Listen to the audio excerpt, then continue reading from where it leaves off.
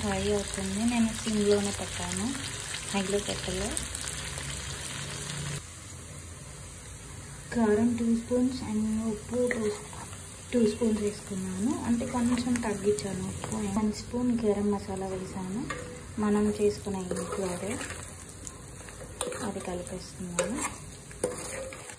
Almost అయిపోయింది chicken fry. చూసాను.